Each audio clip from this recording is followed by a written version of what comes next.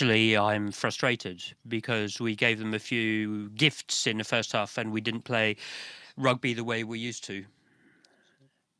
And 14-3 at halftime was a bit heavy given what we'd produced. And then in the second half, we showed a bit of face, but we were lacking in a little bit of luck, especially in our kicking game, to keep close to them in terms of the score and give this Welsh team even more trouble.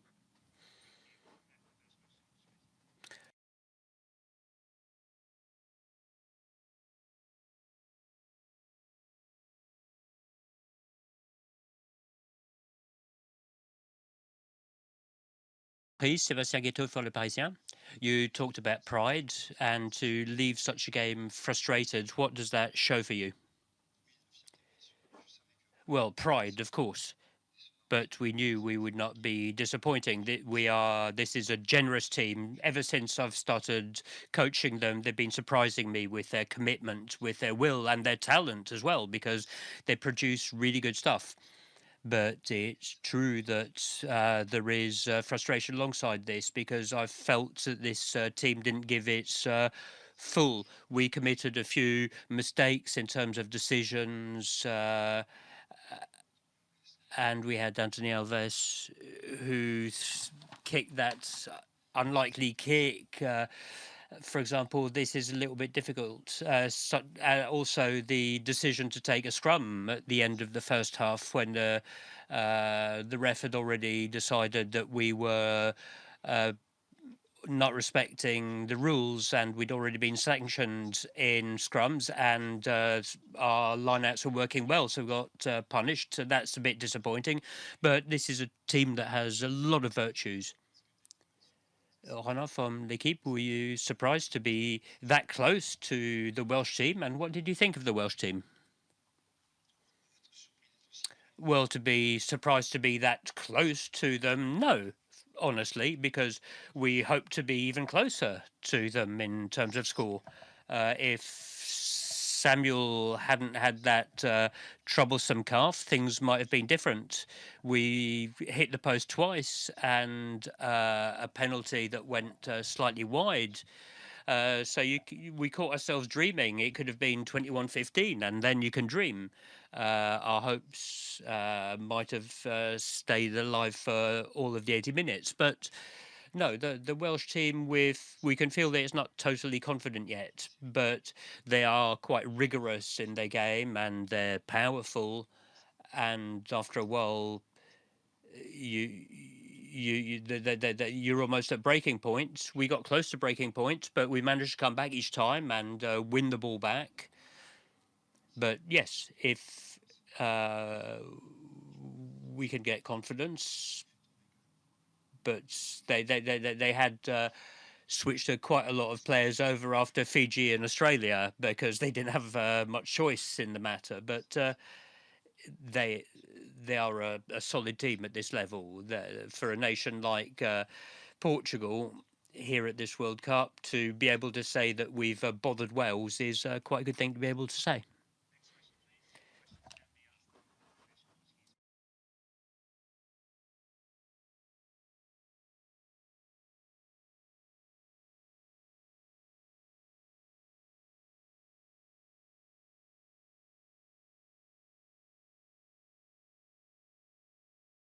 Guillaume Defi from L'Equipe. There's a lot of misunderstandings or lack of understanding of the refereeing since the start of the competition. Can you understand how the yellow card was changed into red at the end of the game? The player was in the game, in the air, and players are coming into him, and he's not allowed to be touched in the air. When you look at it, he's turning round in the air. He's lost his balance in the air. He could really hurt himself because when he hits the other player with his leg, he's not far from falling on his head or his neck, so he could really have hurt himself. So to be able to red card him for that bothers me a bit. The TMO also had to insist when there were actions and clear obstructions. I was very annoyed by what happened at the on the touchline for us to be able to change our right our tight head proc. prop. But it's unacceptable. It's impossible for me. I shouldn't have to start screaming like that. But I will check that final action. But I think there was an obstruction from the Welsh 21 on our 21, and that enabled them to go without a defender in front of them. So that would have deserved at least a TMO decision. But it's true, when we think of other situations, indeed, we're asking ourselves quite a few questions. You also talked about your frustrations. Weren't your players a bit naive in the decisive areas? Yes, of course.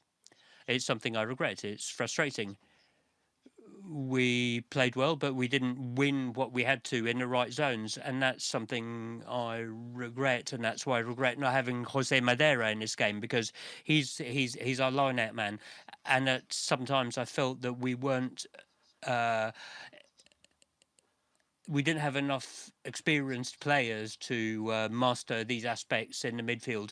All teams have got players injured and injuries, but we're not doing too badly out of it, I suppose. We lacked a bit of clarity on a few actions. When we managed to break through, we didn't manage to finish.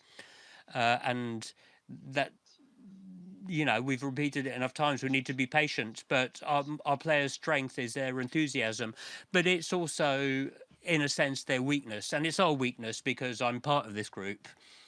And it's true, it's still one of our fragilities, and that's where we need to grow.